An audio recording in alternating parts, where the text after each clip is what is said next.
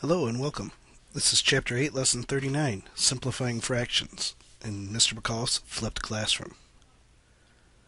Our objectives for today are to use prime factorization to determine if fractions are equivalent, simplify fractions by using prime factorization, simplify expressions involving exponents with a common base, and apply fraction simplification to solve problems involving rates.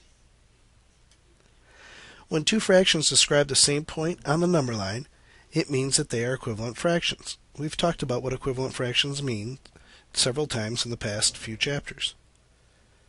An example we have on the screen now is 1/15. We've seen that it's repeated addition, and it repeats 10 times to give us 10/15, which places it on the number line.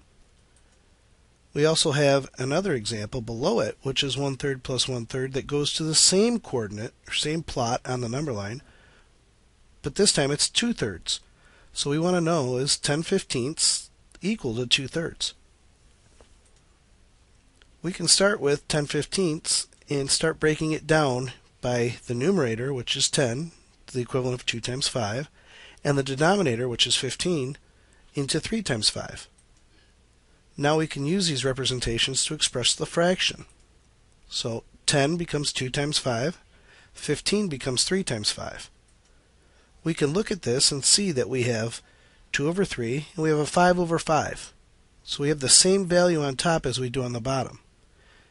We know that 5 over 5 is the same as saying equals to 1. So we're saying that 2/3 is times 1. Okay, this 2/3 stays the same, but 5 over 5 becomes 1.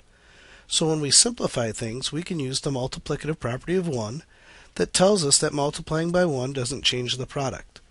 What we're saying here is anytime we have a number on top and the same number on the bottom, they cancel each other out and give us the number 1. And any value times 1 is equal to that number.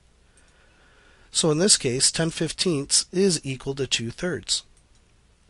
And that we've just used the prime factorization that we worked on last chapter to show us that these two fractions are equivalent.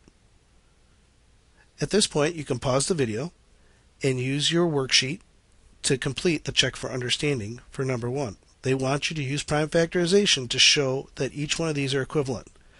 So 6/10, you're going to find an equivalent fraction using prime factorization. Make sure you show all your work. When you're done, you can continue with the video.